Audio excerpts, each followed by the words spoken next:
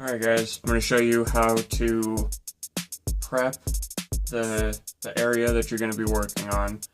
And then I'm going to show you how to do a couple easy bends with the steel, and then we'll go to some harder bends. So first, you see I've got a hole here, and a hole here, two holes here, a crack all the way down here, and then I just shaped this piece for the hole here. So the first thing you're going to do is you're going to prep the area where you're going to patch.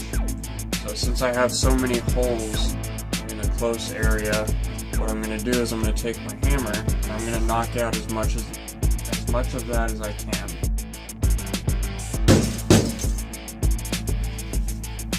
Make sure you wear your safety glasses.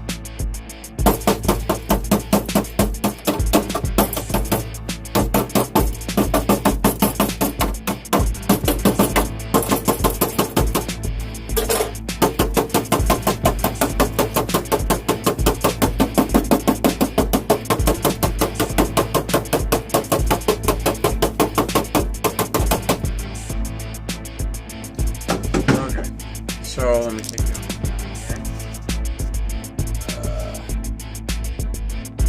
So as you can see, this hole got a lot bigger. There, it got a lot bigger. So now that kind of changes the plans a little bit, because what I was going to do is just lay a patch over this whole area.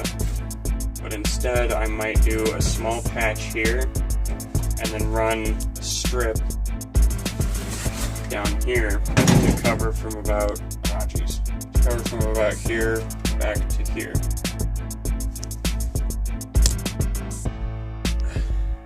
So the next thing you're going to do is you're going to take your grinder with either I forget what it's made out of, the thick disc that's almost like a cutting disc, or you can take a interleaf flap disc and clean up the area where you're actually going to be running your bead so it's down to bare metal.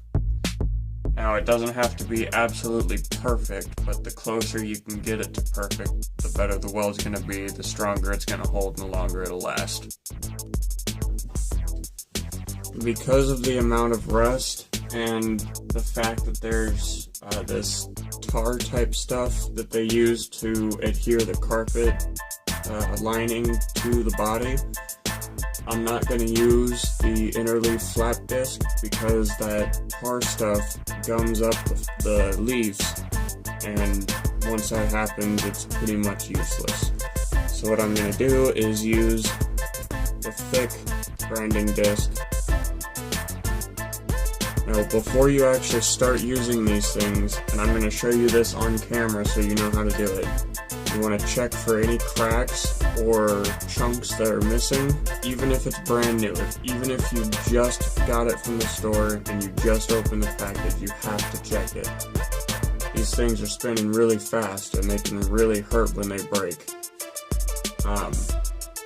So go through here and look for any cracks on this face or chunks missing. And then this side looks good, so I'm going to flip it over and look at this top side.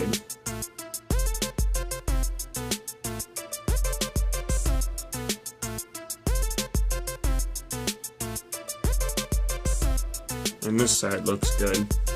So the second thing you do is you hold it like this to your body. You don't want to hold it like this, because if it does break, it's going to shoot it right at you. So you hold it like this, in a position where it's not going to hit anybody or anything valuable if it breaks. So I'm going to go like this, and I'm going to hold it wide open for 3 seconds.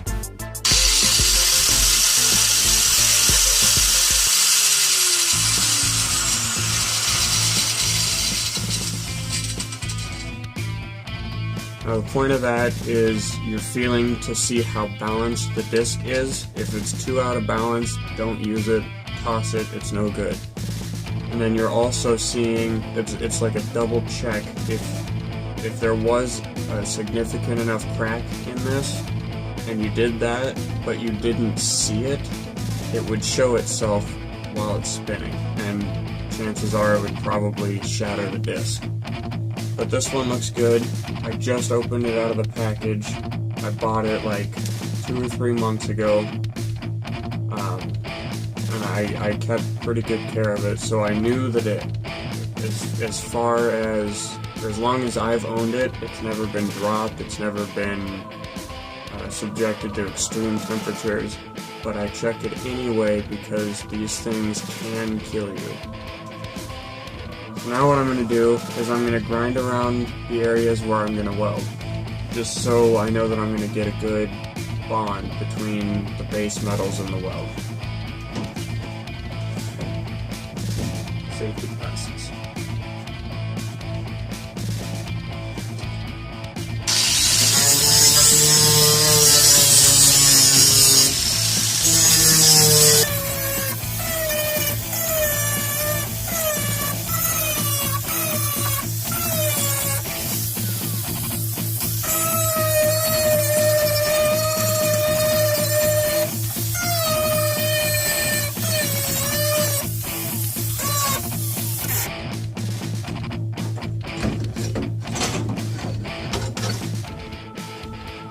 Okay, so there's that. So now all we have to do is cut out a piece that'll line up with all these edges and then weld it on. And I'll show you guys how to cut. I'm going to show you guys how to change out the grinding disc to a cutting disc. Most grinders operate this way, but some of them require a key that goes inside the holes in this little chuck thing. But I've got a button on the back of the head. You push that button and you spin the blade until you can feel it lock in. Now it's not moving much. So you're gonna go righty-tighty, lefty-loosey. Just grab the disc and turn it. Now with your thumb still on the lock button, just spin that chuck. Grinding disc is off. Cutting disc is on.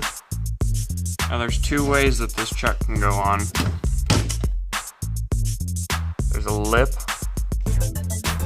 on one side, and that's for these big, thick grinding discs.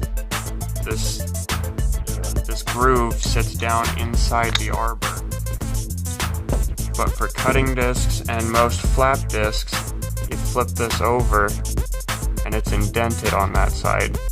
And that lets this entire face here sit flush with the disc. So, with the flush side facing the disc, you just screw on the chuck. Now it's tight with your finger still on the lock button. Grab the entire disc and turn it to the right. Now you don't want to go too much or you'll shatter the disc with your hand. Just get it to where it's somewhat tight.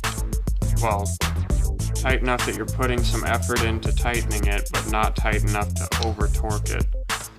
And then you're ready. Now the reason these thin cutting discs are so dangerous is because they're thin. This happened to me, I want to say about a week ago. It doesn't look like much, but you can see the little fiberglass furriness on the edge of it. I had about 1/8 inch of this disc just shear off. I didn't do anything wrong. I didn't drop the disc. I didn't go in and cut and then tweak it a little bit. I went in, I started cutting, and I was moving nice and slow, and then out of nowhere, it just sheared.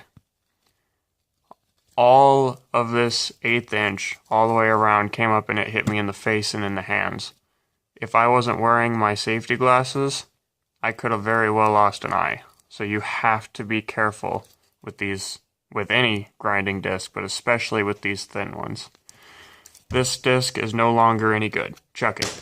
It's gone. Grab a new one. I already have the square marked out that I need to cut, so I'm going to start on that. Safety glasses on.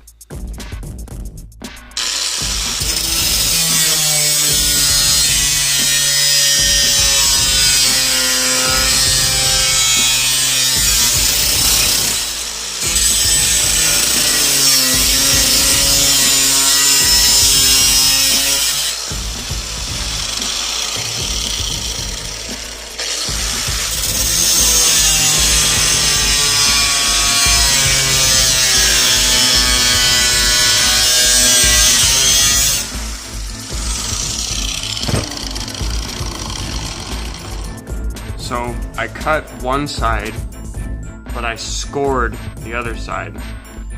What that does is it saves me time using the grinder. The longer you use the grinder, the more risk you have of it breaking on you. So now that I've got one side cut and one side scored, this stuff is so thin that I can just break it off. There we go. Let's go put this in the car. So here's that piece that we cut. Here's the hole we're trying to patch. Now this isn't a perfect square, so this has to go on one way. But the side that you choose to face up doesn't matter. So I'm gonna go like that. Get her lined up.